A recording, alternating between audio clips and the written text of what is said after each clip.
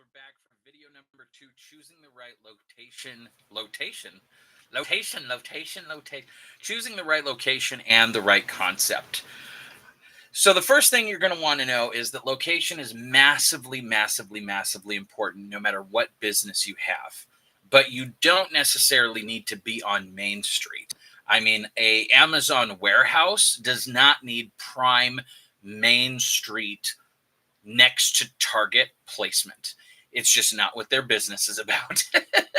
Now, an Apple store needs to be Main Street next to Target because they need to be right where all the foot traffic is. An Amazon warehouse does not need foot traffic. The thing is that your game store is called a destination store. McDonald's is not a destination store. It can be, but burgers are kind of a commodity. It's like getting your nails done. It's like looking for car tires. You don't really care who does it. That's why McDonald's sticks its sign way up in the air that you can see on the highway miles away and says, "We serve food here. This is where our McDonald's is at." Is because they want to catch your attention. They want people who are looking for food to eat to know where they're at because they serve food. You can get food anywhere, which is why they have to flag you down. Your game store is a destination location. Now, with the popularity of games, this is actually becoming less and less because I have seen grocery stores selling board games.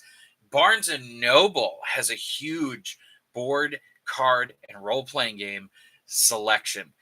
Back when I was just starting, like back when it was like, oh my gosh, like 2010 or somewhere around then, you couldn't find anything anywhere. Like maybe you could find a pack of playing cards at a grocery store, but you wouldn't find copies of Settlers of Catan. Now you can. Now you can walk into an Albertsons and find board games near the toys, and it's crazy. But what I'm saying is that right now you are a destination location, which means people are going to seek you out. It does still help you advertise and flag people down and let people know that you're there because we've all been around a game store that was open for a couple of years we didn't even know was in the area. That should never be the case. You should know where a game store is at. But now with Apple and Google Maps and all of this stuff and ChatGPT, you can look for game stores. You can find them. They'll give you the address, and it'll tell you exactly how to get there. So you do not need a location on Main Street to start off. You can actually be kind of off in the weeds a little bit to save yourself some money on rent and have better parking sometimes. These old complexes with storefronts that have been sitting vacant for years. It's good to pick one of those spaces out because when you're getting started, you want to pinch pennies so that you can put it into more chairs, more inventory, and other stuff like that. Your demographic, who actually shops at game stores and why that matters. You need to pay attention to that. You can't just open your doors with your games and just be like, oh, well, we're going to see what we see. You need to do some research on your area. You need to use ChatGPT. You need to see what's going on. You need to actually go to game stores and other competition and kind of do whatever you can to find out. And I'm not just going to say do whatever you can, because if you don't know, you don't know. You really don't. Use Grok. Use ChatGPT. Ask questions like, I live in Sherman, Texas. I am getting ready to open a game store. I need to know what my demographic is. Can you help me research the area? And here's why it's important. When I opened up a store in Alaska, there's a huge military community up there. And so even though I wanted to do D&D, we were absolutely overwhelmed by Warhammer 40K players. And yes, there was some D&D playing going on, but mostly our space got taken over for Warhammer 40K, War Machine and Hordes, games like that. And we had to pivot. We had to just make our tables bigger, get bigger space, and focus a lot of our inventory dollars into Warhammer 40K and spend time actually learning the rules and how to host those tournaments, because that's what people were looking for. That's what people were buying in Alaska. And now you're still going to sell Magic, you're still going to sell D&D. But when I went to Redding, California, for instance, which is like a Bible college town, and like huge college town, I was ready to do D&D and Warhammer 40K. I hadn't even thought of doing board games. I had like a tiny little shelf of board games people could borrow because we were going to play D&D and Magic and go after it. By the end of the few years that we were in that location till COVID hit and we moved back to Texas, we had increased our selection over 250 board games. The only thing people wanted to buy was board games. Warhammer 40K and War Machine and Hordes sat like an old poop on the shelf. Nobody wanted to touch it. I pushed 40K and I pushed War Machine and Hordes and I pushed Star Wars Legion, and it was a lark and it was nice, but people were more focused on board games. And then they wanted to play Smash Brothers, and they wanted to play video game tournaments. So we had to buy extra TVs for that. And then Magic, and then D&D. I just had to pivot. You need to be able to be a little bit flexible and learn what it is that you're doing. And when you open up your doors, be ready to talk to your customers and just kind of let it take shape over the first year. What are you looking for? What can we get? What should we get more of? What are you wanting to play? And go that way. The store's theme is the next thing that's really big. Do you want it to be tavern style? Do you want to have a bunch of couches in there so that people can lounge around? The problem with that is that every single square inch of your store, every square foot of your store needs to be bringing money in. If you have a location that's 1,000 square feet and your rent is $1,000 a month, then every square foot of that store needs to generate $1 a month. That doesn't seem like a lot, but here's the problem. You're going to have a broom closet. You're going to have a bathroom.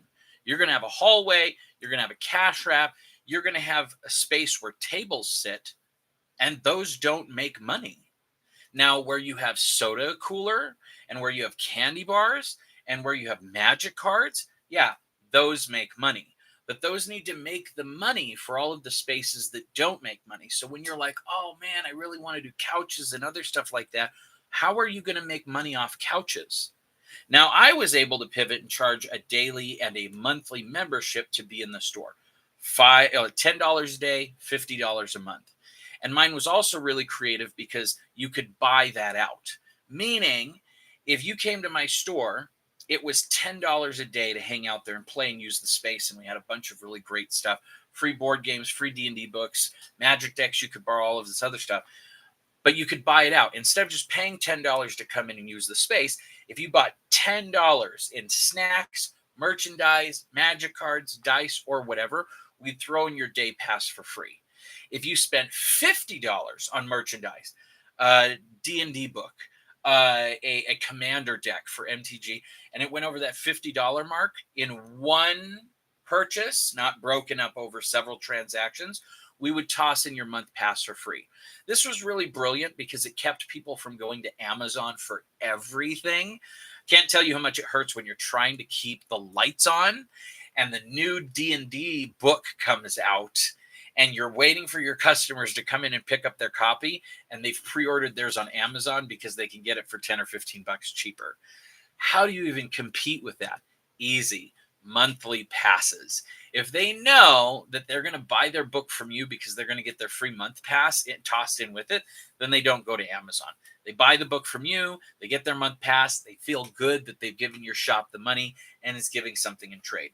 Stores that just charge memberships without giving you something and it just costs to go play there, it burns out so many people. They just want to stay home. They're just like, man, I don't want to pay 10 bucks a day to sit in a room and then spend money on cards and other stuff like that.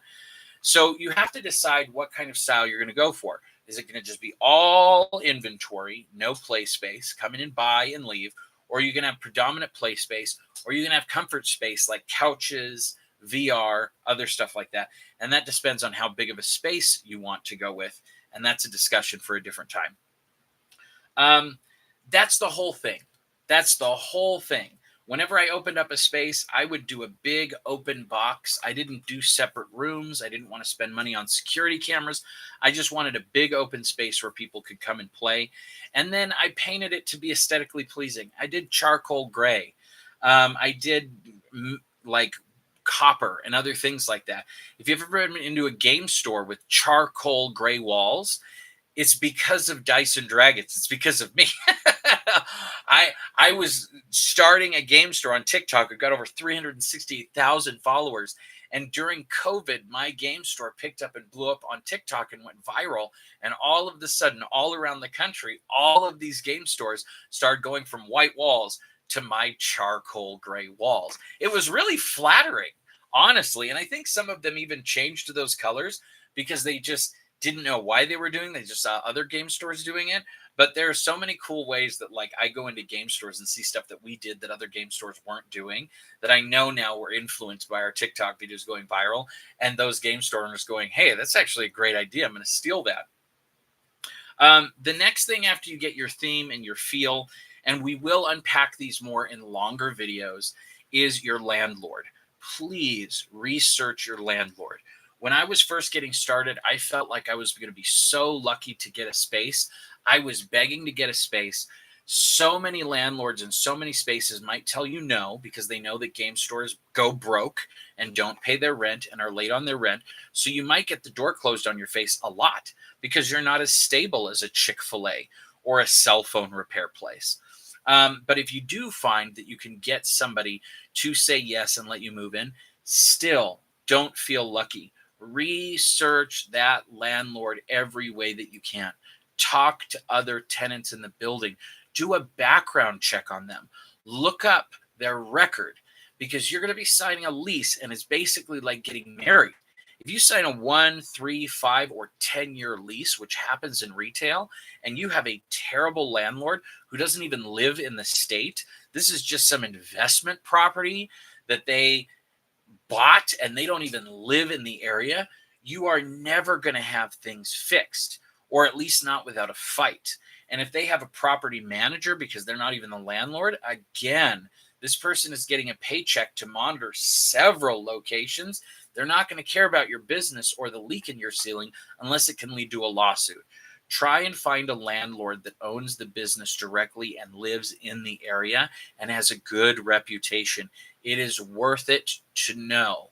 If you need to go with a big corporate lease because some giant holding company owns the building, sure, you have some safety there because they are a large company and they do have to watch their back and kind of show up, but still do the research. Look online, use ChatGPT and Grok, do the research, try and find the background, and don't be afraid to walk away from the perfect location if it has a terrible landlord.